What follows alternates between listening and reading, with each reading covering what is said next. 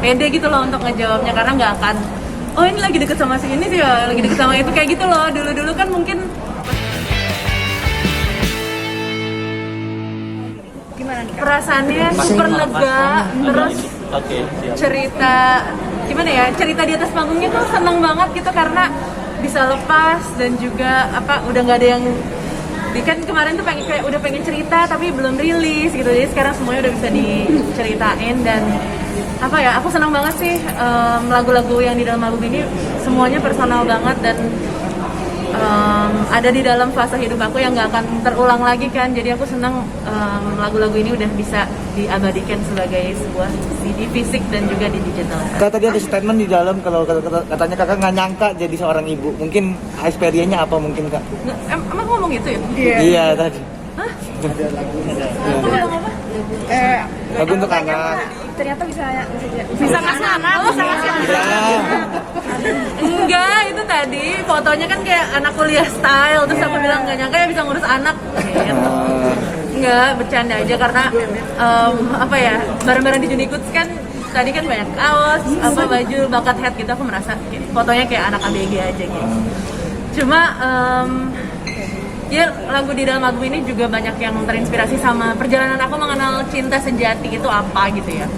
Karena kan sebelum ini mungkin ya cinta-cintaan tuh kayak gimana sih yang aku alamin di album 1, album kedua, album ketiga, dan juga beberapa single-single aku. Tapi sekarang tuh apa ya, aku udah bisa lebih memahaminya. Mungkin belum bisa 100% memahami karena ya yang namanya cinta tuh kan abstrak banget ya. Cuma apa ya, ini mungkin sesuatu yang kita bisa belajar bareng-bareng dari lagu-lagu aku.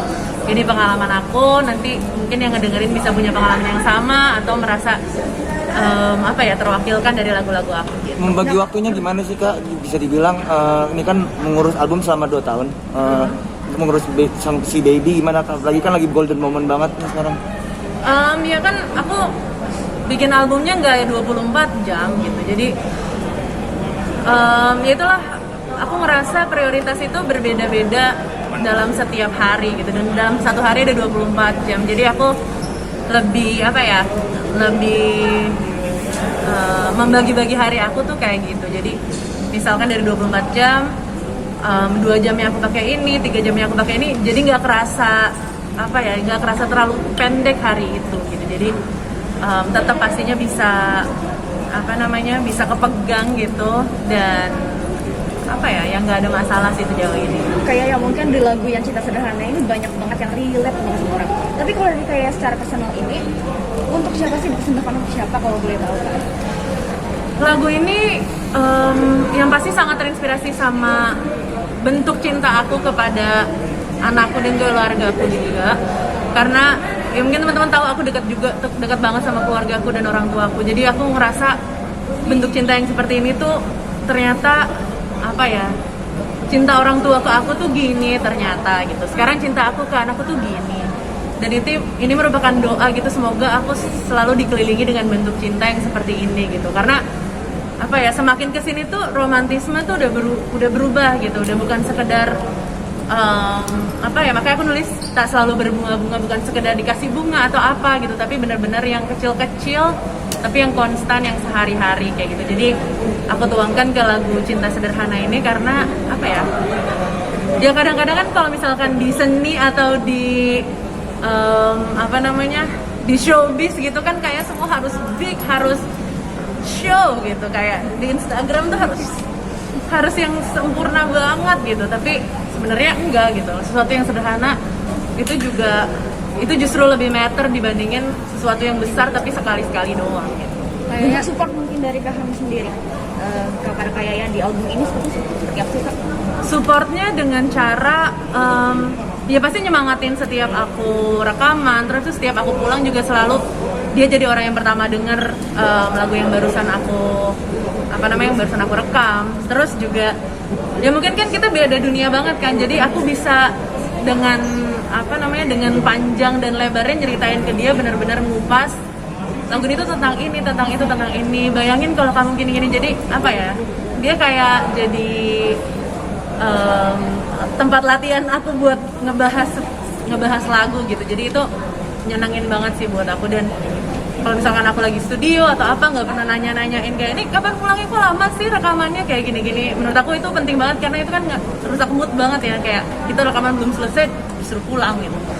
Tapi alhamdulillah nggak ada kayak gitu-gitu karena dia tahu banget ya emang passion aku nyanyi. Dan juga mungkin 2 tahun belakangan ini kan aku nggak bisa manggung, terus ada sesuatu yang hilang lah dari aku karena aku nggak bisa manggung ketemu penonton beneran gitu. Jadi aku nuanginnya semua dalam karya, nuanginnya semua di booth rekaman. Jadi ya emang udah, malah dia senang kalau aku lagi mau rekaman, kalau aku lagi mau ke studio gitu dia senang banget karena dia tahu aku pulang-pulang pasti seger gitu. Ada perbedaan sudut pandang nggak sih Kak setelah dan sebelum menjadi ibu? Karena Kenapa? Konser yang di GBK gimana jadinya? Apakah bisa realisasi tahun ini apa? Konser yang di GBK itu kan karena sangat masif, sangat besar, jadi itu pasti banyak banget pihak-pihak yang terlibat, yang banyak juga pihak-pihak yang harus bertanggung jawab gitu kan. Jadi kita nggak bisa jawab sekarang apakah itu bisa terrealisasikan tahun ini atau enggak, karena kan kita ya sama-sama lagi inilah kayak grasping the situation gitu. Tapi yang jelas kita tetap semangat, tetap mengarah ke situ. Kita mungkin kita akan ada tour dulu, tour It's Personal untuk pemanasan. Jadi nggak dari nol tiba-tiba GBK gitu, karena kayaknya secara mental dan fisik susah ya, dari benar-benar pandemi banget tiba-tiba langsung konser berapa puluh ribu orang gitu. Jadi kita pasti akan take it one step at a time, tapi tetap itu jadi big goal kita. Kak, kita perbedaan sudut pandang Kak nggak sih? soal moto. Ada kan dulu sebelum menikah yang Ahmed lah, terus sekarang yang udah menikah, ada perbedaan gak sih gitu kayak Sama ya, tanya nih. albumnya gitu, Sudut pandang dan rasa. Sudut pandangnya beda banget karena banyak banget yang udah terjadi di dalam kehidupan kita semua ya. Kita kan bareng-bareng juga ya, pada saat itu mungkin ada Mas dan Mbak juga. Banyak banget yang terjadi, termasuk pandemi, termasuk aku nikah, termasuk punya anak, itu semua sangat merubah persepsi aku. Bukan merubah ya, cuma mungkin menambah kekayaan aku di dalam berperasaan, di dalam menuliskan lagu, menulis lirik, terus menambah rasa percaya diri aku untuk menyampaikan hasil-hasil karya aku gitu. Jadi banyak banget sih, mulai dari lagu Teristimewa, terus ada Jangan Cepat Berlalu, sekarang Cinta Sederhana, itu semua lagu-lagu yang gak akan mungkin aku bisa nulis kalau aku masih ada di fase handmade atau apalagi sebelumnya gitu. Jadi sangat-sangat berbeda gitu. Kalau bagi teman-teman yang suka baca lirik atau suka mencari pengertian lirik-lirik, pasti kerasa banget sih perbedaannya lebih di situ. Kak, mungkin kita kapannya mungkin kan kakak sempat suka motor tuh, MotoGP sempat datang di 2018 di Malaysia. Ada MotoGP di Indonesia, gimana tanggapannya Kak Raisa?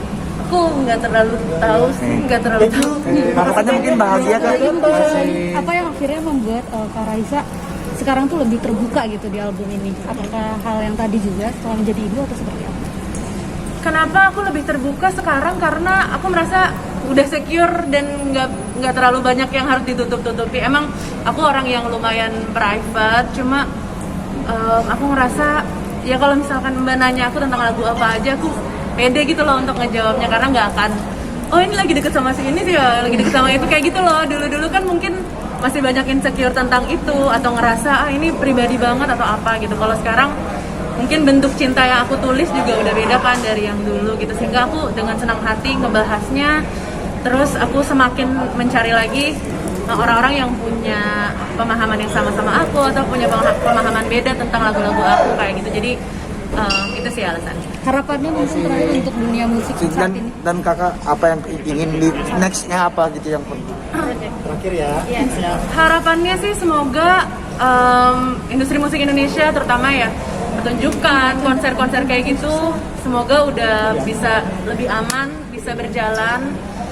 Terus karena ya lagi-lagi teman-teman harus ingat bahwa yang nggak kerja tuh bukan nggak kerja ya, nggak show tuh bukan aku doang, tapi banyak banget, sampai security venue, sampai PR, sampai rental lampu, rental sound system, itu semua nggak bekerja saat nggak ada show gitu. Jadi bukan cuma soal artisnya aja gitu. Jadi aku pengen banget ini semua mulai bekerja lagi, berjalan lagi, dan orang bisa menjadikan musik jadi penghasilan utamanya lagi seperti sebelum pandemi gitu. Jadi semoga semua itu bisa terrealisasikan soon. Amin. Amin.